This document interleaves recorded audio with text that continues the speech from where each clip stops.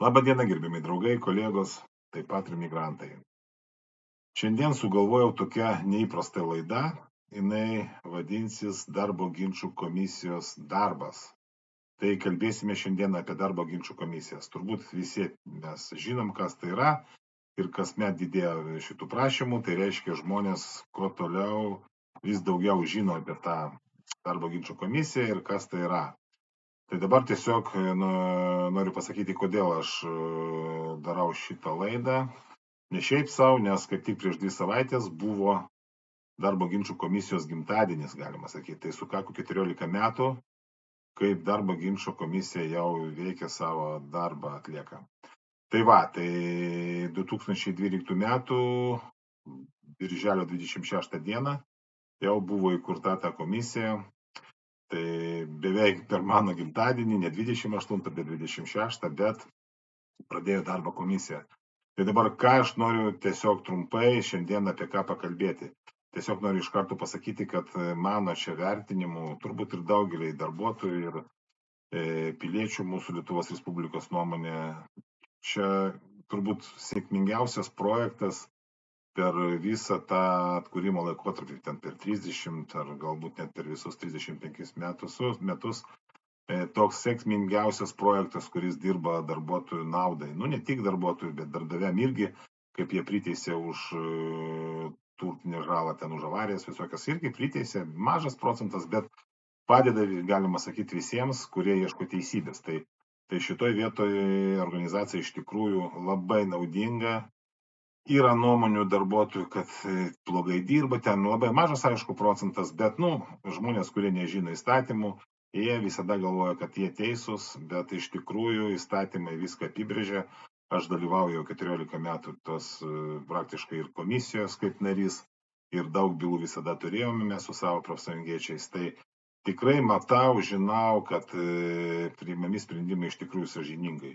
Aišku, mes galim sakyti, kad ne visada, iš tikrųjų, galbūt kažkokie tai pirmininkai ten biškiai nenori įsigilinti, visko yra ir kartais yra tokia statistika, kad apie 10% ten visų bylų, kurie eina į teismą, vis tiek ten, gal mažiau negu 10%, vis tiek pakeičia teismo sprendimas kažką tai ar pilnai, ar ten dalimis keičia. Tai vis tiek kažkoks tai trūkumas galbūt ir yra, bet jisai tikrai nėra toks reikšmingas ir kad ten komisija dirba blogai. Iš tikrųjų, komisija dirba puikiai, aš dirbu Vilniuje 10 komisijų, iš tikrųjų, galima sakyti, visi pirmininkai, tikrai specialistai, visi atlieka savo darbą puikiai, nežinau, aišku, ten kaip Kaune, Klaipėdoj, turiu bylas, kur atstovauju darbuotojus, bet kartu komisija nedirbo, tai mažiau tokios informacijos turiu. Tai dabar noriu pakalbėti apie statistiką. Tai kasmet oficiali statistika pateikime internete galima rasti už savo darbą komisija, kaip sakyti, neatsiskaito, bet paviešina tą statistiką. Pavyzdžiui, už 2025 metus buvo išnagrinėta 8984 prašymai. Tai beveik 9000 prašymų, iš kurių 72 procentai buvo dėl atlyginimų nesumokėtų ir panašiai, ten jau kiti atėjo atleidimai, ten neturtinė žala, ten visokių reikalavimų pilna yra, bet didžiausias procentas nesumokėtas atlyginimas ir komisija priteisė ir čia pinigai ne tik darbuotojų ir valstybei, tai labai viskas gerai. Dabar trumpai visą statistiką aš nepasakosiu, bet tiesiog pasakysiu, kad iš tų visų bylų 39 procentai bylų užsibaigė taikos sutartim. Tai čia galima sakyti 40 procentų. Daugiau negu 1 iš 3 prašymų taikos sutartis. Į tą procentą, aišku, įeina ir reikalavimo atsisakymas, ten biškai kita tvarka, ten yra forma galima užpildyti, komisiją išsiųsti ir paprašyti, kad nutrauktų bylą, nes atsiskaitė įmonė ir žmogus atsisako savo reikalavimų. Čia praktiškai galima sakyti panašus dalykas, bet ne taikos sutartis, bet vis tiek ta statistika įeina į tą 40 procentų taikos sutarčių ir tų atsisakymų. Tai įspūdingi rodikliai komisijos, tai tikrai tas džiugina, kasmet prašymų didėja, jeigu paim 22, 23, 24, tai nuolat didėja skaičius ir dėl to ir komisijų skaičius didėja, jau 10 komisijų Vilniui. Tai visoje Lietuvoje turbūt jau 30 kažkur tai maždaug tų komisijų. Tai va, dabar dėl sumų, tai sumos irgi įspūdingos. Iš viso buvo priteista 14 milijonų 650 tūkstančių eurų. Iš jų tik tai 0,19, tai čia 190 tūkstančių priteista darbdaviams. Nu, ten dėl avarijų visokių, ten turtinę žalą priteisė. Tai čia didžiulis procentas darbuotojams buvo sumokėti pinigai. Kiek galim iš tų 15 milijonų pažiūrėti, kiek valstybė gavo, kaip čia, pelnas, galima sakyti pelnas, bet mokesčių pavydalų gavo ir valstybė, nes žmogui, aišku, ten dalis, galbūt tegul trečdalis dienpinigių, tai dienpinigiai neapmokestinami, tai valstybė iš to negauna, tai bet kokiu atveju aš manau, kad iš 10 milijonų ir valstybė gavo tam tikrą procentą tų pinigų į biudžetą.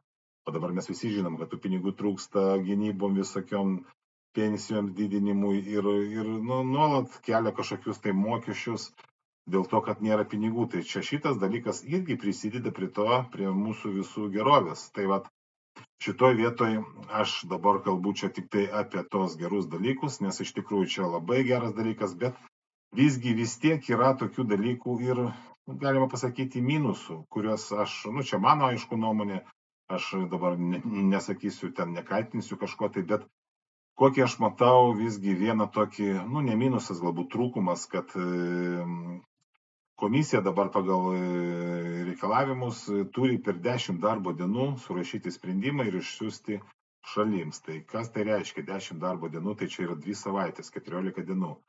O teismui skųsti reikia 1 mėnesis ir jau reikia, 1 mėnesio terminas. Tai gauna žmogus, darbuotojas, pavyzdžiui, tą sprendimą ir jam lieka tik tai 2 savaitės. Ir tai gerai, kada darbuotojas čia gali būti Lietuvoje, bet kurie dirba, važinėjo po užsienyje, ten negali, bet lieka tik tai 3 savaitės, kad kreiptis į teismą.